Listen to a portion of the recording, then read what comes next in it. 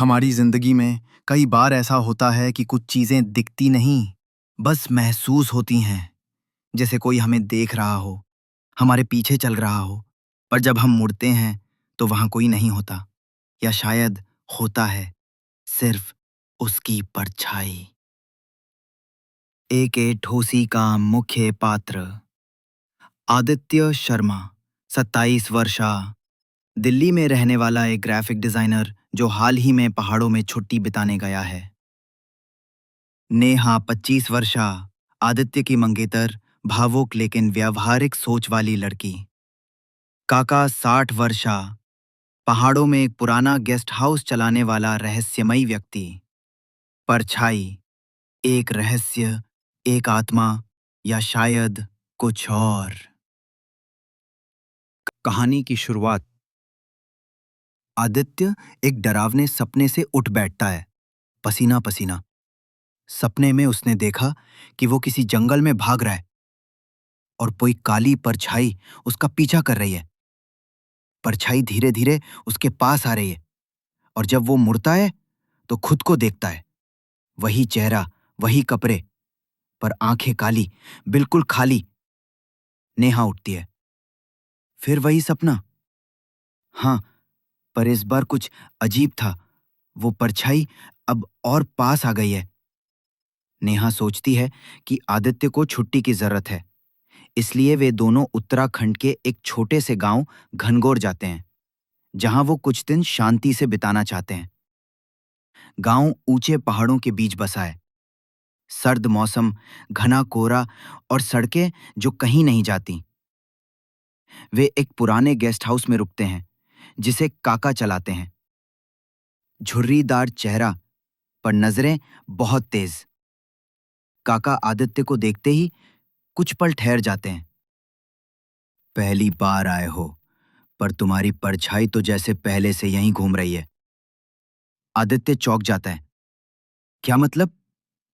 काका मुस्कुराते हैं। कुछ नहीं, रहो आराम से, पहाड़ सब याद रखते हैं। पहली रात से ही कुछ अजीब शुरू होता है।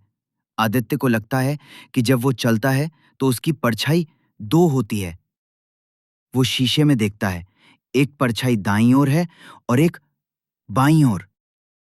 नेहा इसे मानसिक थकावट मानती है, लेकिन आदित्य को हर रात वही सपना आता है। पर अब उस परछाई का चेहरा साफ हो रहा है और वो हूबहू उसका ही चेहरा है। एक रात आदित्य काका से पूछता है, क्या आप कुछ जानते हैं इस जगह के बारे में? काका थोड़ी देर चुप रहते हैं। घनघोर कभी शापित नहीं था, पर यहां एक लड़का आया था कई साल पहले, बिल्कुल तुम्हारी तरह, और वो कभी लौट कर नहीं गया। कहते हैं उसकी परछाई अब यहां रहती है। अगर वो तुम्हारे सपनों में आ रही है तो हो सकता है तुम कुछ लाए हो, कोई दरवाजा खोल दिया हो। आदित्य धीरे धीरे खोने लगता है।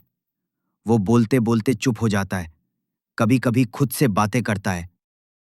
एक दिन नेहा उसे अकेले जंगल में टहलते देखती है। वो किसी से बात कर रहा होता है, लेकिन उसके आसपास कोई नहीं होता। नेहा उसका पीछा करती है और अचानक आदित्य रुक जाता है। तुमने मुझे बुलाया था ना? अब मैं आ गया हूं। ये शरीर अब तुम्हारा है। और वो पलटता है। उसकी आंखें अब काली हो चुकी होती हैं। नेहा कांपती हुई गेस्ट हाउस लौटती है और वहां काका पहले से खड़े होते हैं। वो बोलते हैं, अब तुम्हारे पास ज्यादा वक्त नहीं है।